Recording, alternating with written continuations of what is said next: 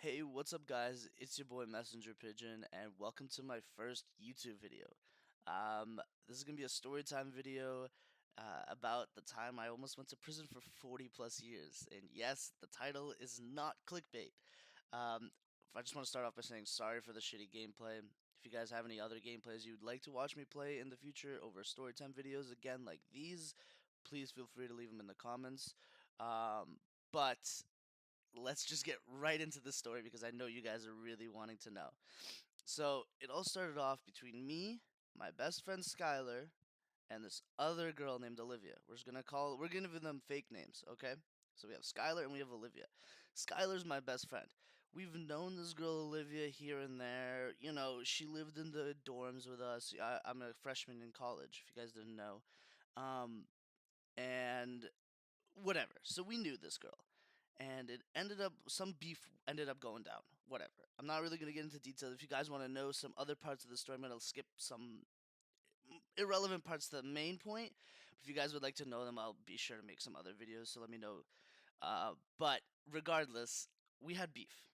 It got to the point where the beef was escalated where she had to call her boyfriend, who then added me on Snapchat. We're going to call this dude, let's see, Jimmy. We're gonna call him Jimmy, okay? Jimmy adds me on Snapchat randomly.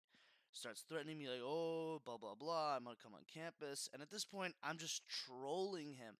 I'm literally just saying LMFAO, blah blah blah, like, okay, buddy, whatever.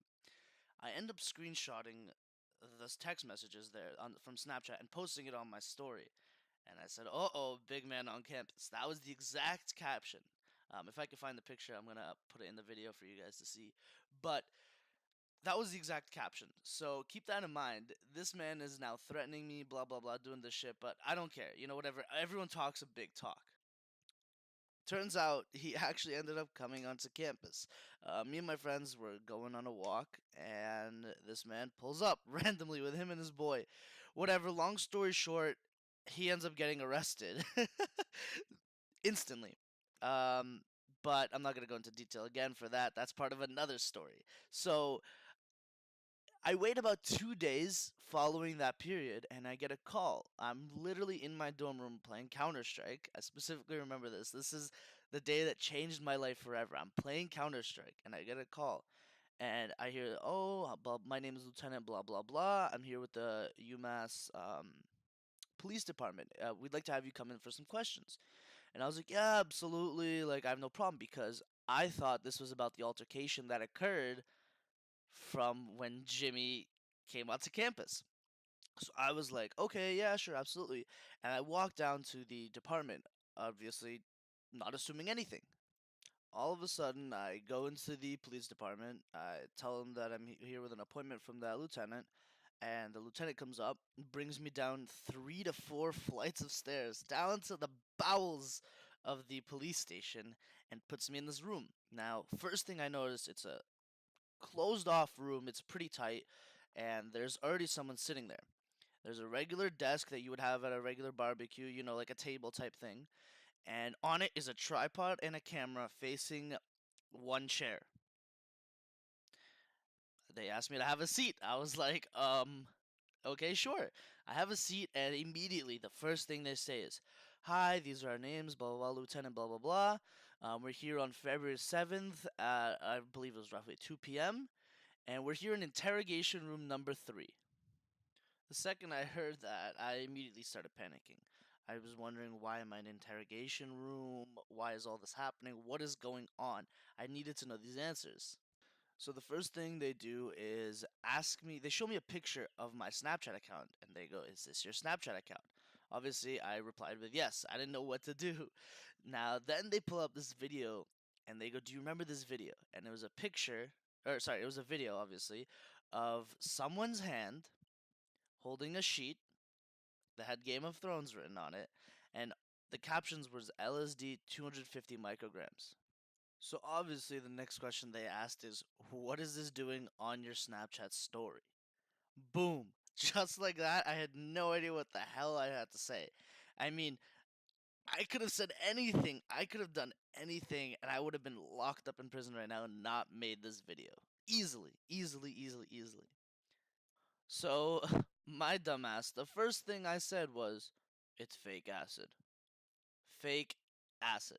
The cops literally looked at each other and laughed. The lieutenants laughed in my face at the thought that it was fake acid on my story that was being advertised. Who does that? So, long story short, they continue going into questions as to where I got it, who gave it to me, who I sold it to, how much I sold, blah, blah, blah, blah, blah. I was pleading the fifth on almost every question, majorly that would have exposed anybody or anything, and basically just took all of it and said it was fake. When they asked to test it, I told them I had gotten rid of it. So there was no actual physical evidence that the police had to prove anything. So I honestly thought I was off the hook. I was like, hell yeah. I signed a paper that allowed the police to search my room because I didn't have it in my room and they found nothing. So in my mind, I was like, boom, I'm off the hook. Like everything's chilling. We're all cooling.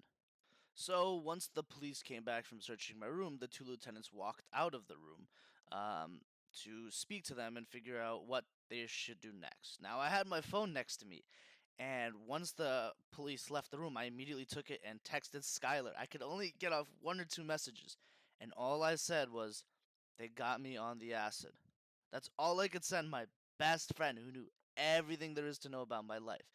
Immediately after, I learned later on, she got all of my other friends sat in a room. Everyone was just trying to figure out what the hell to do because I couldn't send any more texts. That's all I was able to send her. No information, no idea who got me on the acid because it could have been anybody. But all this stuff like just started piling up and the intensity just kept rising and rising and rising on all sides of every aspect. At this point, the police came back into the room and told me that I was going to get booked. I was being arrested. I was going to be transported to the local jail and on those charges, on acid charges, which is a Class B drug in Massachusetts. That's not shoplifting. We're like, that is a felony. That is a major, major, major felony. And at this point, I was just shook. I was so confused. I went from thinking that I'm almost out of it. I got out of it. Like I'm gonna be chilling to them telling me straight up I'm being arrested. Next thing you know, I'm in handcuffs. So they're booking me right now. I'm tied to a pole where I'm giving them all my information. They're taking my mugshot. I'm giving them my fingerprints. Yada yada yada. You know how it is. They then take me into the back of the cruiser where they transport me to Suffolk County Jail. Now, I don't know if you guys, well, you probably don't know, but Suffolk County Jail is on Mass Ave in Boston, where it's across the street from a methadone clinic. And basically, they pick up crackheads all night long, throw them in jail, then bring them to the methadone clinic the next day. That's essentially the purpose of Suffolk County Jail. One of the things I so clearly and vividly will always remember, I think, for the rest of my life, was upon being admitted to the jail. They asked me if I was hungry. Now, it had been around 4 o'clock at this point, and I hadn't eaten all day, had been going through all this, and obviously I was starving. And I didn't have much of an appetite, but I knew I would be hungry later on, so of course I said yes. These motherfuckers really gave me a bag, put me in a cell, said welcome to jail, and closed that motherfucking door. I opened the bag to find a bologna sandwich. Just bologna and chocolate milk. Who does that? What is that? I know this is jail and I'm not expecting a course gourmet meal, but at the same time, I'm not trying to get diarrhea. So, anyways, like any of the other people in the jail, I waited for the bondsman to come. I used my one phone call on, again, to call Skylar and my best friends so we could figure out a plan of action and how we're going to get me out because I could not let my parents know about this. If my parents knew this, it would be wraps. The bondsman didn't come at 7:30 like was promised, but ended up coming around 10:30, which was infuriating considering they gave me court the next day at 8 a.m. to fight off 3 felony charges, which is ridiculous. I didn't have a lawyer, had no idea what to do. But I ended up getting out of jail. We drove back to the dorms. Once I got back to the dorms, I went in to scan my key fob and my student ID like I always have done for the past 7 months prior to then. And the officer that actually had arrested me and transported me was just sitting there in my dormitory building. All of a sudden, he says, "Stop," and looks directly at me and tells me to check my email. I open up my student email to find an eviction letter that the dean of students had sent me via email while I was in jail. An eviction letter while I was in jail. Keep in mind, everything that had happened up to this point was all alleged.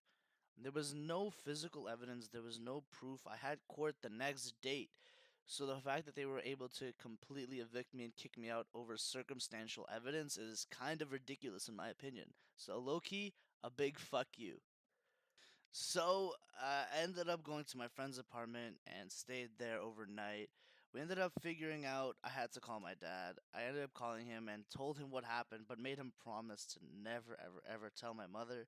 So, mom, if you're seeing this right now, yeah, it's looking real slow. No bullshit. But either way, if you guys really enjoyed the story, I might be doing a part two to this to see what happened to me in court, and the rest of the story goes on a little bit more in detail. So if you guys want to know, I'm just going to end it here for now. But make sure you guys definitely do leave a like and subscribe if you really enjoyed this. Make sure to leave a comment too if you guys have any criticism, what I should do next, if you guys want to see a part 2 especially to this video.